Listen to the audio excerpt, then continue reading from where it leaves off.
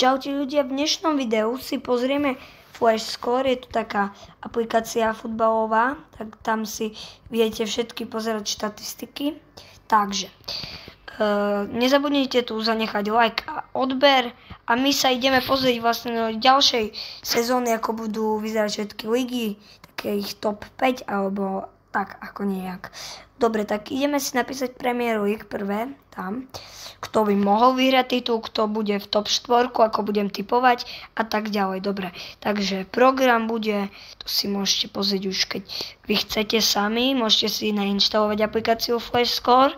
No, takže toto je ešte nikto vlastne nezačala sezóna, teraz je ju, myslím, a tak ideme si tipovať. Dobre, na prvom mieste by som tipoval asi Liverpool alebo Arsenal. Asi Arsenal. Dobre, druhé miesto bude Liverpool. Tretie bude City. A štvrté bude Manchester City. To asi tak. Potom vlastne nie. Prvý Arsenal, druhý Liverpool, tretí Manchester City a štvrtá Chelsea.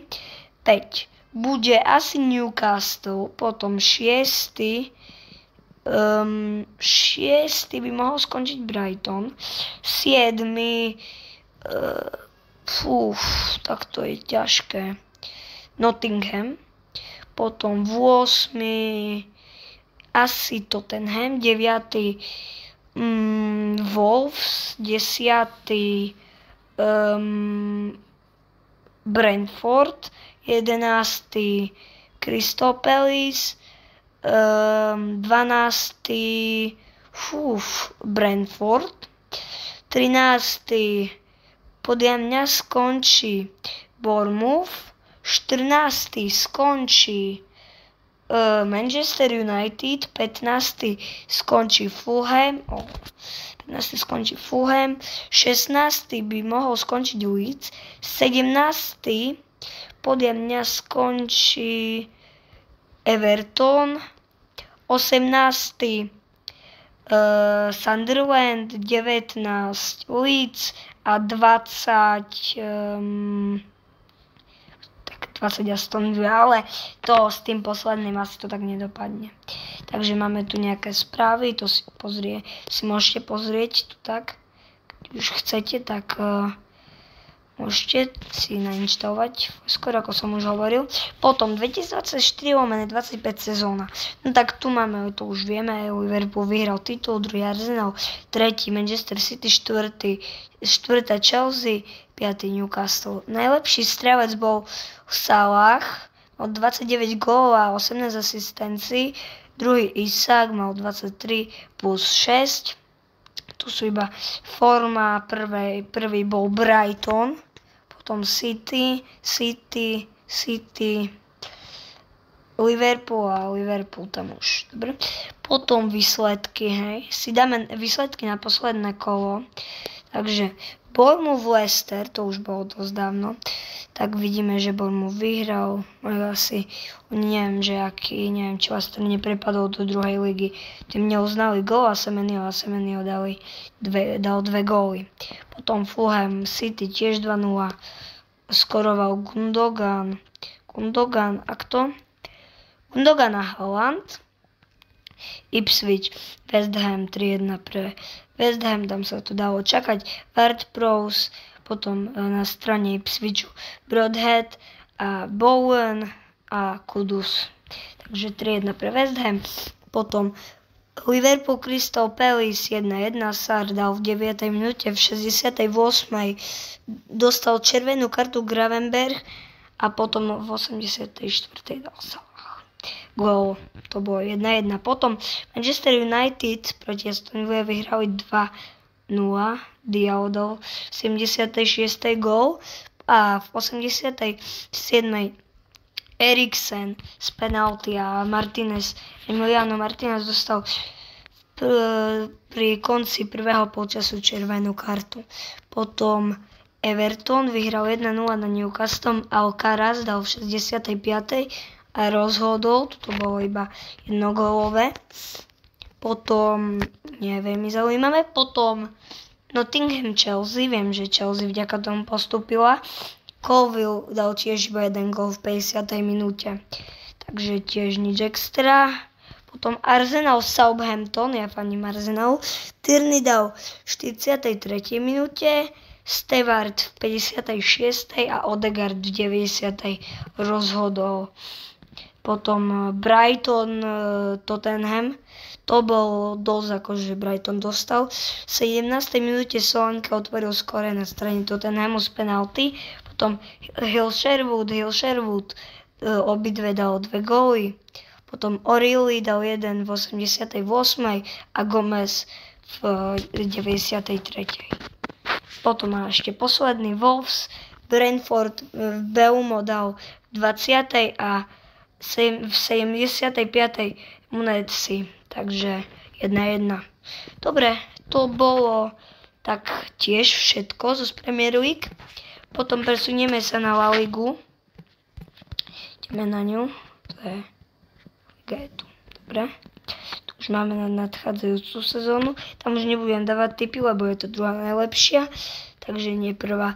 No takže Barcelona vyhrala titul. 88 bodov, Real Madrid za neho 84, potom Atletico de Madrid 76, Atletico Bilbao 70, Villarreal 70 hrajú. Villarreal hraje Ligu majstrov, to som nečakal. Dobre, takže tiež si dáme takú reakciu. Barcelona proti Atletiku Bilbao vyhral Barcelona 3-0, Lewandowski dal 2 góly a Dani Olmo ešte dal v 94.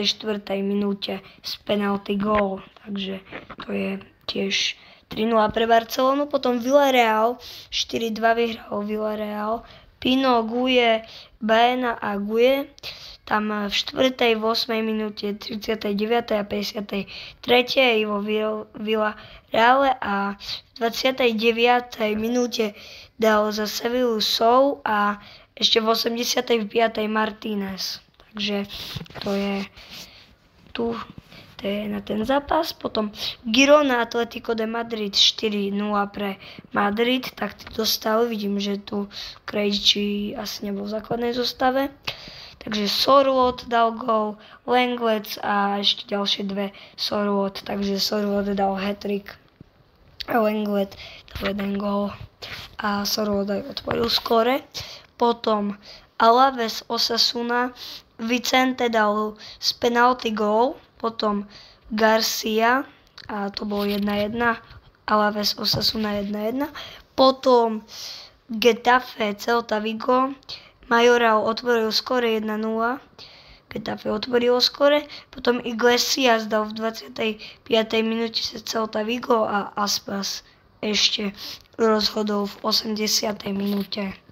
Takže potom Vallecano Mallorca 0-0, tu sa asi nič veľmi také zásadné nedialo.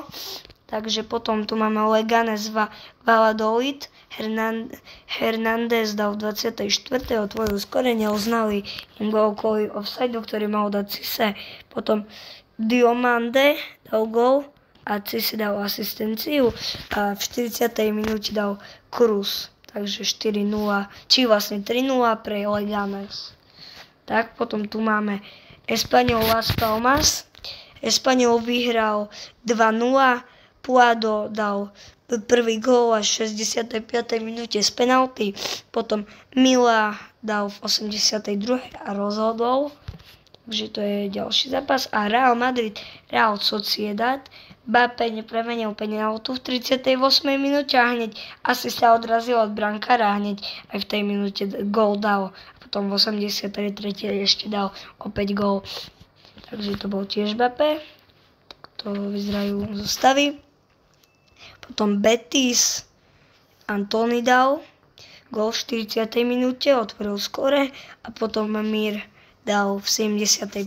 takže rozhodol vlastne remíza 1-1 Betis Valencia. Dobre, a ideme teraz na taliansku ligu. Ako sa to volá? Talianská liga. Keď si asi pôjdem tu do ligy. Tak, idem na ligy. Je to tu? Asi nebude. Počkaj, jak sa to volá. Tak ju vynecháme. Ideme na Bundesligu.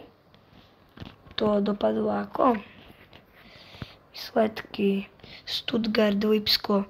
3-2 už budem hovoriť iba, že by to netrvalo veľmi dlho. Dortmund, Kiel 3-0 pre Dortmund. 4-0 pre Bayern nad Hoffenheimom. Potom Bremen vyhralo 4-1 nad Heidenheimom. Freiburg prehral nad Frankfurtom 3-1. Union Berlin vyhral nad Augsburgom 2-1. 2-2 Mainz Leverkusen. 1-0 pre Wolfsburg nad Mönchengladbach. Takže potom St. Pauli prehralo 0-2 nad Bochumom. A titul vyhral Bayern z 82 bodov, Leverkusen 69 bodov, Frankfurt 60 bodov a Dortmund 57 bodov. Takže Bayern obhájil titul. Najlepší strelec bol Harry Kane, tu máme aj českého zastupcu, vlastne Harry Kane dal 29 gól a 9 asistencií, potom Gurasi 21 plus 5 a Patrik Schick na 3. mieste bol 21 plus 0, takže nedal ani jednu asistenciu. Počkať, to je ešte barážové udržanie, aha, tak to nie je podstatné. Potom ideme na Ligu 1, hneď tu, ne? Tak, ideme sa na to pozrieť. Paríž vyhral, samozrejme, asi neprekvapivo. Skončil prvých 84 bodov, Marseille 65, Monaco 61. Tak, výsledky.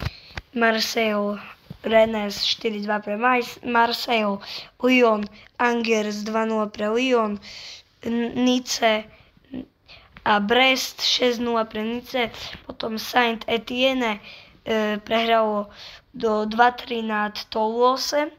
Lille vyhral nad Reimsom 2-1 a Strasbourg prehral nad Le Havre 3-2.